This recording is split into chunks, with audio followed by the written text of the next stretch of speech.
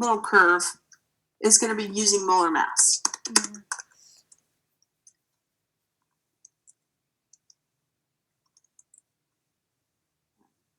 And the second little curve is going to be using the coefficients.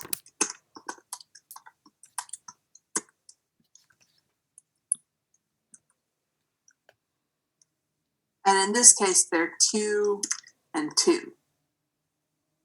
Right? So once you figure out how many moles of magnesium oxide from that, then you're going to want to do grams of oxygen to moles of oxygen to moles of magnesium oxide.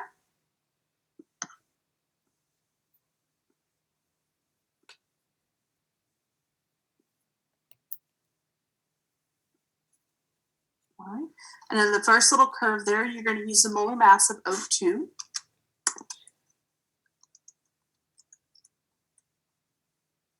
Which is 32. Because it's 16 for one oxygen, and since you have 2 of them, it would be 16 plus 16. Okay. All right. And then once you have the moles of O2, you want to use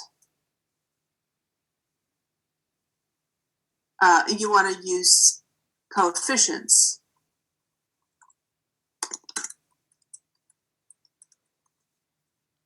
In the balanced equation.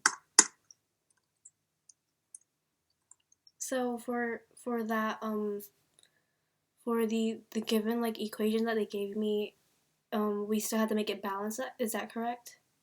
Yes, okay. I think yours was showing already balanced. Oh, okay. But it should be something like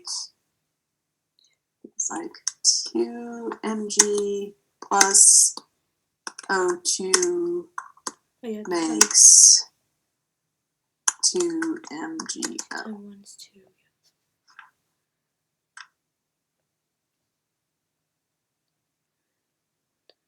Plus 2.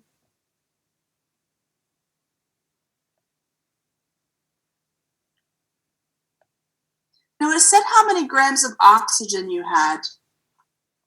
Was it grams of O2 or was it grams of like just O? Did it say? They said, I think that it said, what is the theoretical yield in grams of magnesium oxide? And then, yeah, it just said, what is the theoretical yield in grams of magnesium oxide? And then, okay. Yeah. So how did it word it when it gave you the grams of oxygen? Oh, okay.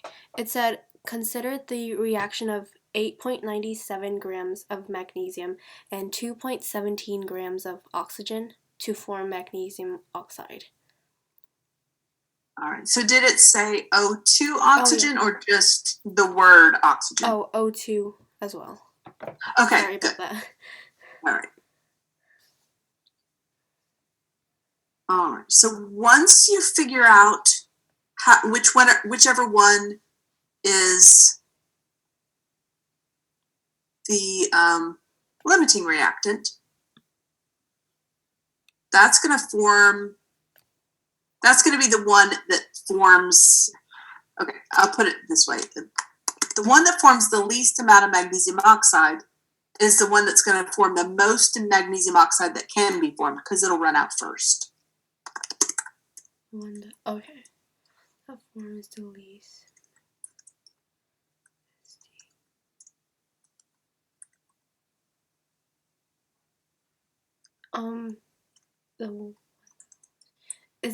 Is it like the numbers?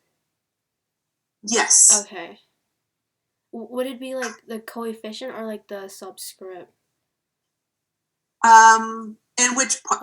Where it says use coefficients in balanced formula? Oh, when they asked us about like the limiting rate reactants, like then the answer will either be magnesium or it will be oxygen. Oh, okay. One of those two. Oh, okay. I see. Okay.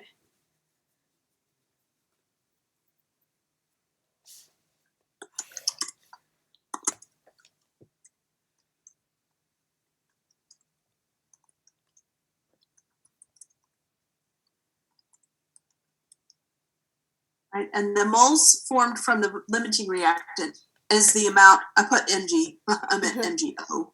Okay. Let me fix that. I'll just throw in an O right there. It's the amount of magnesium oxide formed. And then from that, to figure out how many grams of magnesium oxide is the theoretical yield, you just convert your moles of magnesium oxide to grams of magnesium oxide. So the theoretical amount is the amount that you calculate.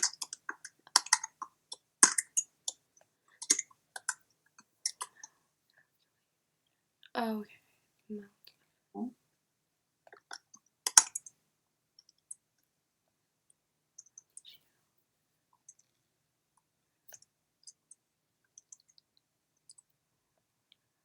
All right, so then the last step is converting magnesium oxide moles to grams. How do we do the molestogram again? Sure. All right, so I'm going to set up a little thing here.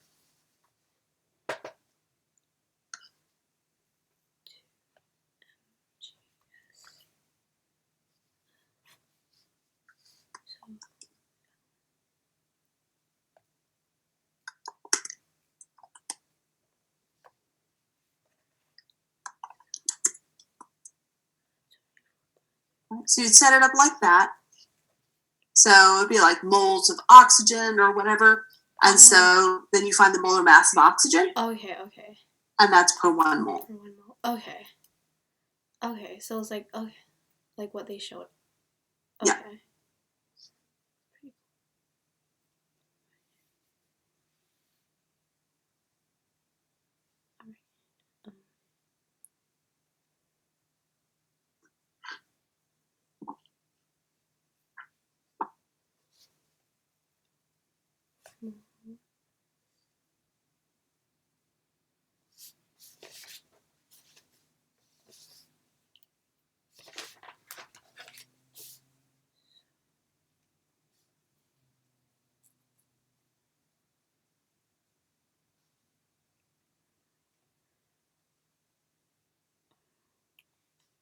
One mole.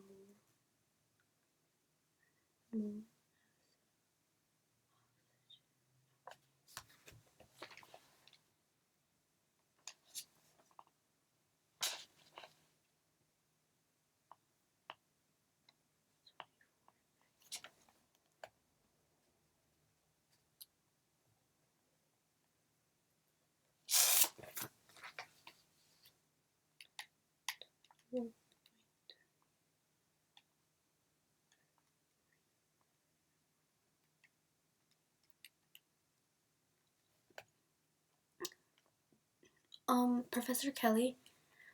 For when we're finding I'm sorry, what was it? That in the table that you're showing me, do we like put the parentheses as well? Yeah, it never hurts to put parentheses. Okay. Most of the time, it's just super important to put parentheses around, around things that are in scientific notation. Okay. But it also would be important to make sure that everything on top is being separated from everything on bottom. So in other words, on top, you're going to multiply moles times molar mass. And on the bottom, you're going to you don't really have anything to multiply there. And then once you divide the top and bottom, then that'll give you your final answer. Oh, okay.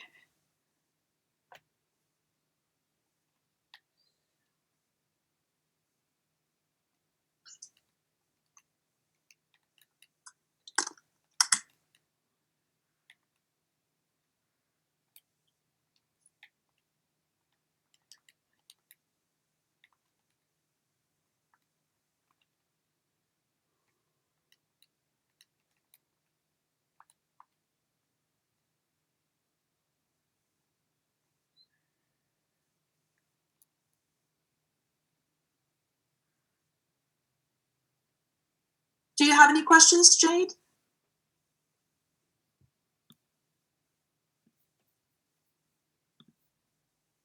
Oh, Jade's gone. Oh yeah, she is gone. Okay.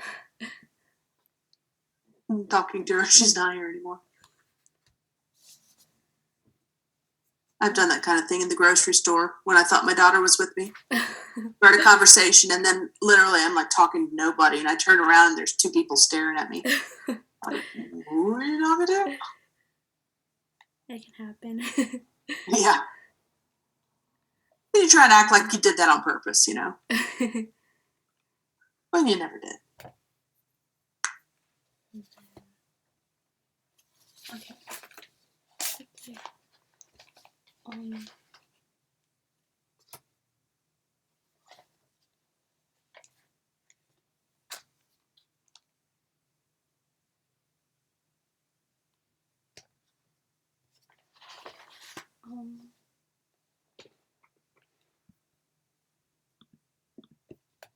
I have another question. It's based Sure. on, I think, the units before.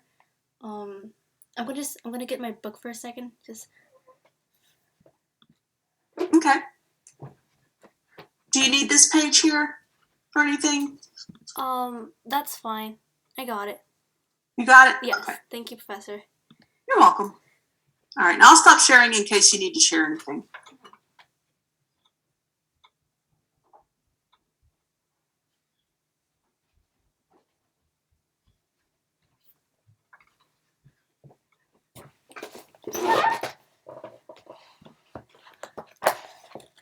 Okay, I got my book.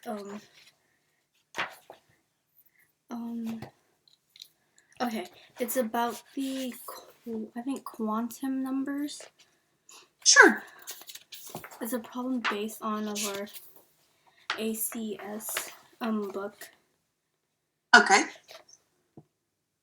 I'm trying to find it. I'm sorry. That's okay. Okay.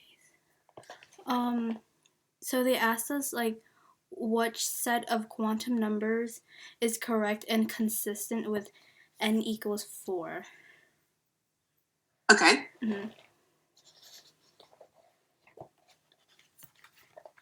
And so I was wondering if you can help me, like, find out, like, kind of like how to do it. All right. So we got n equals 4. Okay. So I'm just going to write the rules kind of over here to the right. Okay. Okay. N equals 1, 2, 3, etc.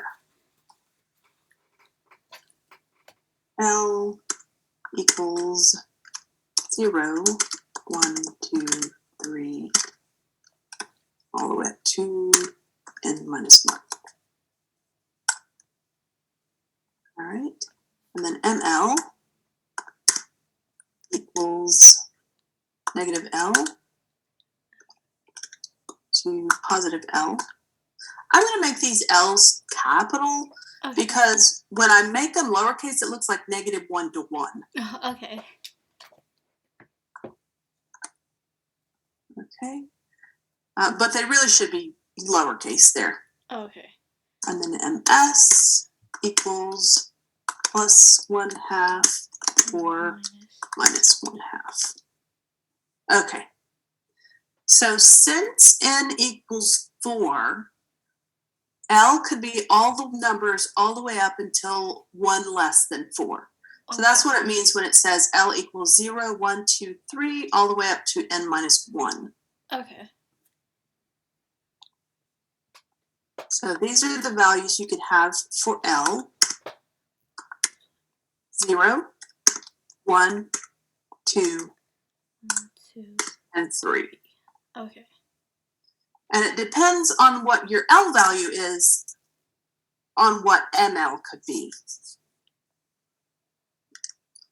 So if L equals 0, then ML equals 0. If L equals 1, ML equals -1, 0, or +1. Okay.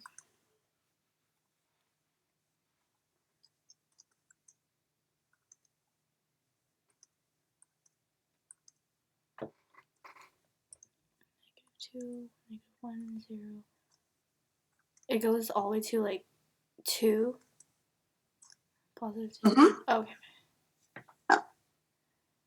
And then for n equals 3, it would be all the numbers -3 all the way up to plus 3. Okay. So then,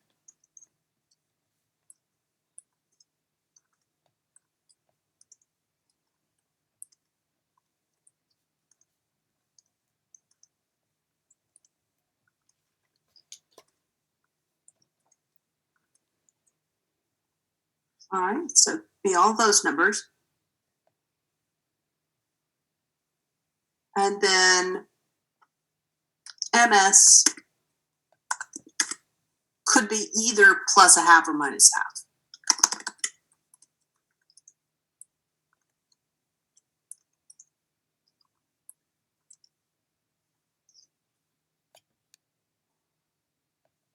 Chad? Section 7.6 on the homework. Yeah, let me finish helping her with this question, and then we'll go over some of 7.6 homework.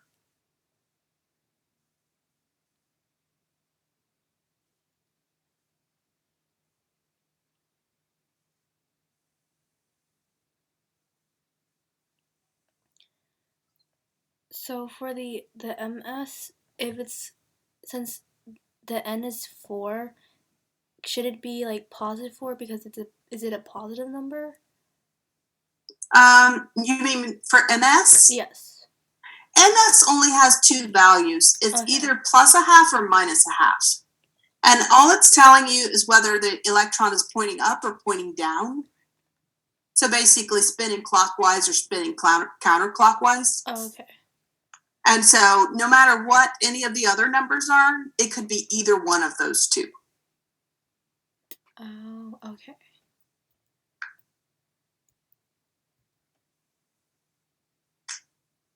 Okay. Thank you, Professor. You're welcome.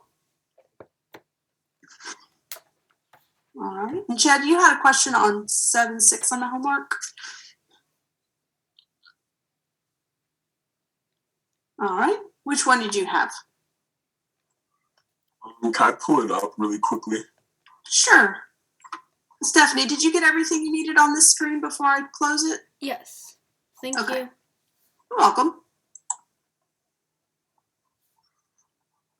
It was question number 4. Okay. You can go ahead and pull it up. Okay, I'll share my screen. All right.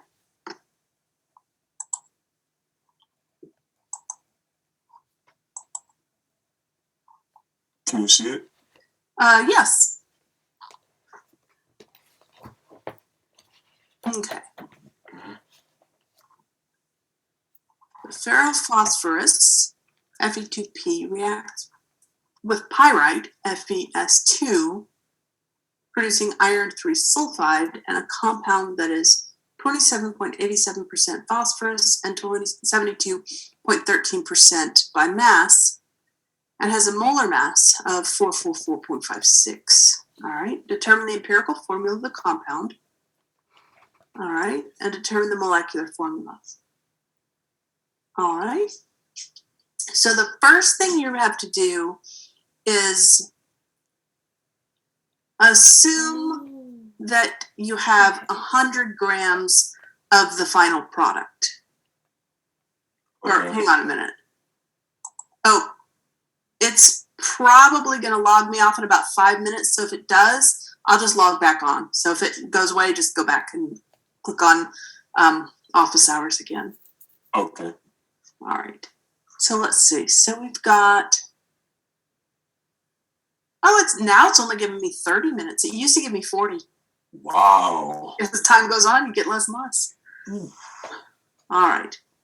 So pyrite, iron sulfide, and a compound that is phosphorus and sulfur. Okay, so we're looking at not the iron sulfide, not the pyrite, not the ferrophosphorus, but we're looking at this other phosphorus sulfur compound. And we don't know how many P's or how many S's. So what we're going to do is we're going to assume that we have 100 grams of whatever this PS compound is. Okay. All right. And if we had 100 grams, 27.8% of that 100 grams is phosphorus. And so that would be 27.87 grams. So, like, would you just add them up and then subtract it by 100? Well, if you add the sulfur and the phosphorus together, you should get 100 because they gave you the total percent of sulfur and the total amount of phosphorus. So if you were to change the percent signs to G's and make them grams instead, then when you add up the grams of phosphorus and the grams of sulfur, that'll give you 100 grams total. Oh, okay. So when it says like 444.56 grams a mole, do you like set it up as a conversion factor? No, not yet. What that's for is for part 2. Do you want me to show you how to do it? I can show you how to do it on the white screen, on the whiteboard. Oh, yes, please. All right.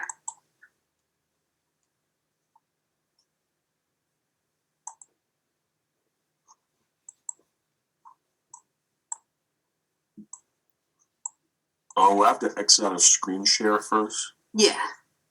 Okay. Okay. So I'm going to share a whiteboard.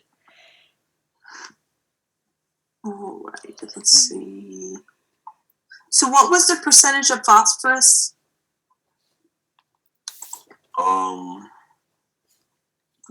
27 point something.